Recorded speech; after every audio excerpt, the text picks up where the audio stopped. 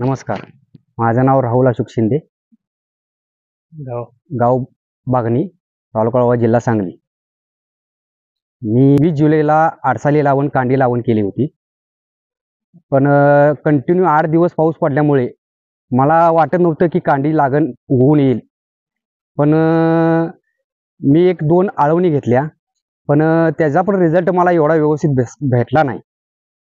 मग मी आमचे पांढरमळ्यावरचे मयुरेश मोडूरकर दादा यांच्याकडे संपर्क साधला. दादांनी मला मार्गदर्शन केलं. मग दादांचे 1-2 फवारण्या मी घेतल्या. फवारण्यानंतर मला जे अनुभव आला ते मी आता तुम्हाला सांगणार आहे की आत्ता ज्या स्थितीला म्हणजे कांडी लावून केलती मी, त्या स्थितीत कांडीची जी जाडी आणि जी कांडीची जी पानाची जी रुंदी आहे ती 1 नंबर आहे.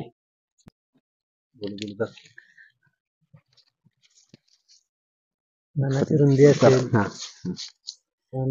असेल, पांढरी शीर असेल.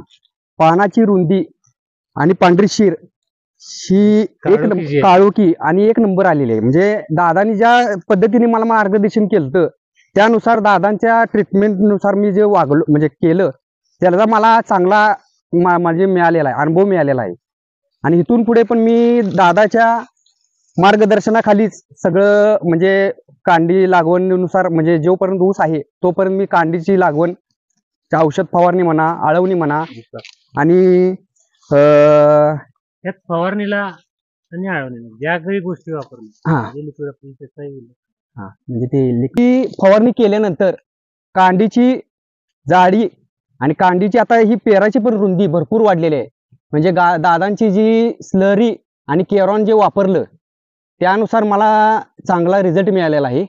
आणि दादांनी इथून पुढे पण मला मार्गदर्शन चांगलं करावं असं मी दादांना सांगतो. आणि दादांनी मला जे दिलेलं आहे केरॉन आणि स्लरी, ते इथून पुढे पण मी वापरणार आहे.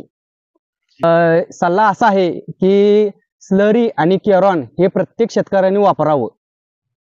कारण की ह्यात जे आपण हे करणार आहे, म्हणजे रासायनिक खतांची जी आपण वारंवार दरवाढ होत आहे, खर्च होत आहे, त्याचा जे आपण तोटा होतोय, म्हणजे आपल्या तोटा विषय म्हणत नाही मी, खर्च जास्त होतोय.